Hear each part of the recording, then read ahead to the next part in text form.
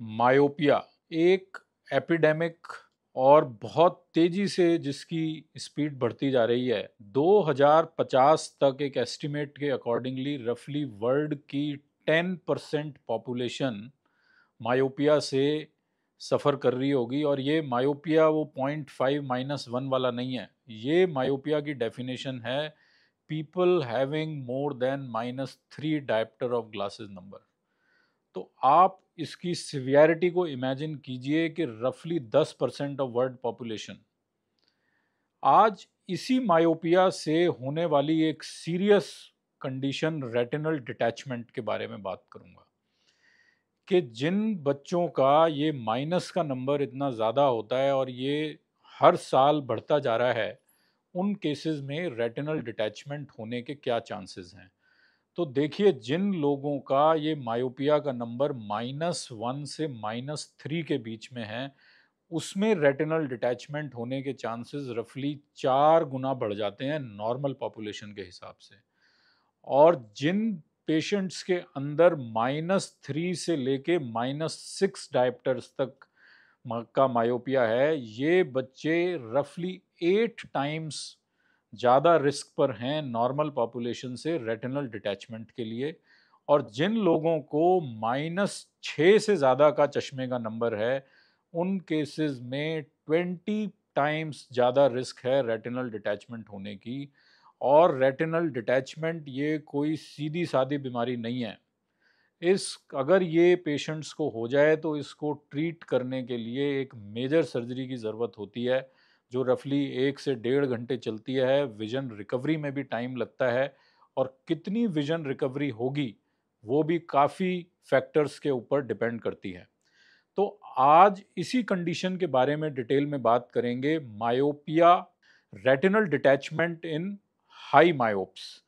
तो देखिए, जिन पेशेंट को ये चश्मे का माइनस का चश्मे का नंबर ज़्यादा होता है, उन लोगों के अंदर जो आई की पूरी शेप है वो ही चेंज हो जाती है। यानी कि ये देखिए, अब इस स्क्रीन पे मैं आपको दिखाऊंगा, तो इन बच्चों में जिन का ये माइनस का नंबर ज़्यादा होता है, इन बच्चों की पूरी आई की शेप ही चेंज हो जाती है।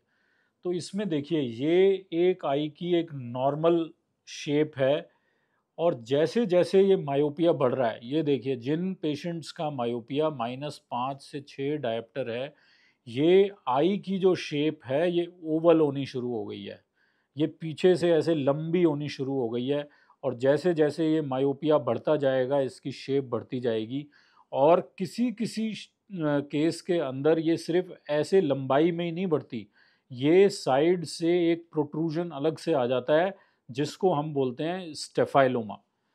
अब आप देखिए कि इसमें जो ये आई की शेप बढ़ रही है, इससे जो बाहर का वाइट वाला हिस्सा है वो तो आपका साइज में स्ट्रेच होके बढ़ रहा है, बट जो अंदर का रेटिना है उसके ऊपर भी एक एडिशनल खिंचाव बन रहा है।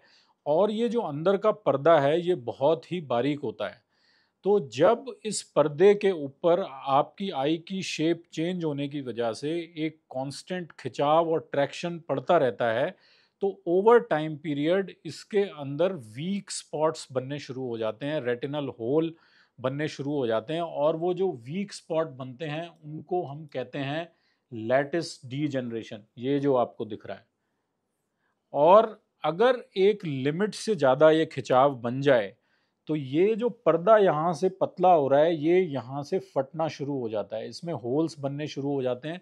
या किसी किसी केस के अंदर ये पूरा ही टीयर हो जाता है, जिसको हम कहते हैं जाइंट रेटिनल टीयर, के ये पूरा यहाँ से लेके यहाँ तक इतना पूरा टीयर हो जाएगा, जिसको कहते हैं जाइंट रेटिनल टीयर।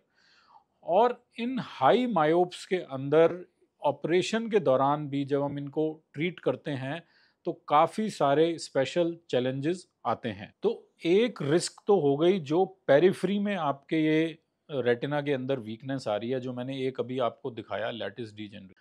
दूसरा, जो आँख के अंदर जो विट्रस जेली हमारी भरी हुई है, उस जेली के ऊपर भी चेंजेस आते हैं। बिकॉज़ वो जेली तो एक बार बन गई जो बन गई, वो रोज़-रोज़ तो चेंज होती नहीं है, ना दोबारा बनती है। बट आपकी आई की साइज़ क्योंकि बड़ी हो गई, तो वो जेली के ऊपर भी खिंचाव बनता है। अब जब उस जेली के ऊपर खिंचाव बनता है तो वो पर्दे के ऊपर भी ट्रैक्शन डालती है, जिस कंडीशन को हम कहते हैं विट्रोमैकुलर ट्रैक्शन, यानी कि पर्दे को वो ऐसे खींच रही है। और क्योंकि हाई मायोप्स के अंदर पर्दा आपका ऑलरेडी पतला होता है, तो कई बार वो पर्दे को सेंटर से लिफ्ट कर देती है और इसमें बीच में ये होल बन जाता है, जिसको हम कहते हैं मायोपिक मैकुलर होल। अब ये जो मैकुलर होल है, जिन लोगों का माइनस का चश्मे का नंबर ज़्यादा होता है, इनमें इस कंडीशन की वजह से, इस होल की वजह से रेटिनल डिटैचमेंट होने की भी रिस्क रहती है।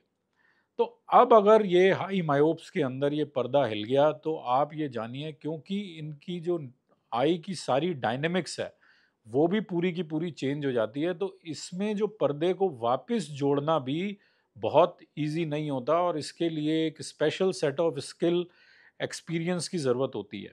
तो देखिए, जब ये पेशेंट्स को पता है कि उनको ये हाई मायोपिया है और उनकी आंख में रेटिनल डिटैचमेंट होने की रिस्क है, तो पेशेंट्स क्या कर सकते हैं? सबसे पहला तो ये है कि बचपन के अंदर, आज की डेट में टेक्नोलॉजी अवेलेबल है, दवाइयाँ अवेलेबल हैं, स्पेशल टाइप के ग्लासेस अवेलेबल हैं, जिनसे ये मायोपिया की जो प्रोग्रेशन है, जो बढ़ने की स्पीड है, इसको हम काफ़ी हद तक रोक सकते हैं, वो आपने लेने हैं।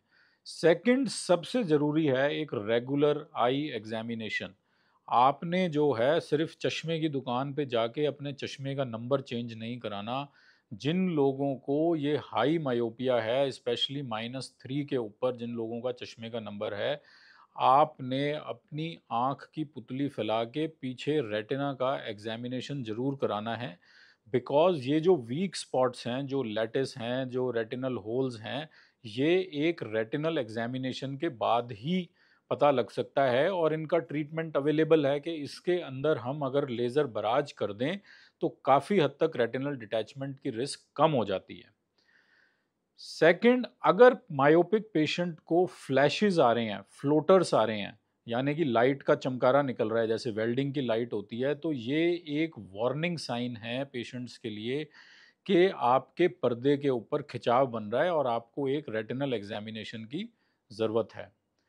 सेकंड, अगर पेशेंट नोटिस करें सडन ड्रॉप इन विजन के, अचानक से नज़र कम हो गई या एक बादल, एक कर्टेन सा आंख के आगे आ गया है, आपको एक साइड इधर का दिख रहा है, ऊपर का दिख रहा है, नीचे का नहीं दिख रहा है, तो वो एक साइन होता है ये कि भाई रेटिना अपनी जगह से हिलना शुरू हो गया है, रेटिनल डिटैचमेंट स्टार्ट हो गई है और आपको आई एग्जामिनेशन की ज़रूरत है। देखिए, रेटिनल डिटैचमेंट के अंदर पहले भी मैंने आपको बताया है कि टाइमिंग बहुत ज़रूरी है। जितना जल्दी हम इस बीमारी को पकड़ लें और पर्दे को वापस अपनी जगह डिपॉजिट कर दें, उतने रिजल्ट्स बेटर होते हैं। अब हाई मायोप्स के अंदर चैलेंज क्या है कि ये जो पीछे की जो विट्रस जेली है, ये पर्दे के साथ बहुत अच्छी तरह से चिपकी हुई होती है। सेकंड, सारा का सारा जो पर्दा है वो ऑलरेडी पतला होता है, तो इसमें एक नहीं मल्टीपल होल्स होते हैं। तो सारे के सारे वो होल्स जो हैं वो हमने आइडेंटिफाई करके उनको ट्रीट करना है। और अगर इन पेशेंट्स के अंदर, क्योंकि रेटिना काफ़ी पतला है, अगर ओवर ट्रीटमेंट कर दें तो उससे भी प्रॉब्लम हो जाती है। और जो आँख की जेली है वो इतनी बुरी तरीके से, इतनी पक्की तरीके से पर्दे के साथ चिपकी हुई होती है कि उसमें एक स्पेशल सेट ऑफ स्किल्स चाहिए उस जेली को अपने पर्दे से हटाने के लिए, और तभी जो है सर्जरी का रिजल्ट बेटर रहता है। तीसरा, ये आँख की साइज़ इतनी बड़ी होती है कि कई बार जो रेटिनल इंस्ट्रूमेंट्स हम यूज़ करते हैं इस पर्दे के लिए, वो इंस्ट्रूमेंट्स भी शॉर्ट हो जाते हैं, छोटे पड़ जाते हैं। तो आपको ये सर्जरी से पहले ही जानना है कि आपकी जो रेटिनल डिटैचमेंट जिस पेशेंट को हुई है, उसकी आई की साइज़ कितनी है। वो हम जान सकते हैं अल्ट्रासाउंड की मदद से कि भई इसकी आई लेंथ या साइज़ कितनी है और किस टाइप के इंस्ट्रूमेंट्स इनमें चाहिए होंगे। तो देखिए, जब ये रेटिनल डिटैचमेंट हाई मायोप्स में होती है, तो हमारे पास क्या-क्या ट्रीटमेंट ऑप्शंस हैं। पहला ट्रीटमेंट ऑप्शन है स्क्लीरल बकल, कि एक बाहर से हम सिलिकॉन बैंड लगा दें और जो पर्दे के पीछे का पानी है वो एक एक्सटर्नल अप्रोच के साथ ड्रेन कर दें, जो पर्दे में जहाँ जहाँ सुराख हुआ है उसको एक ठंडक लगा के ट्रीट कर दें।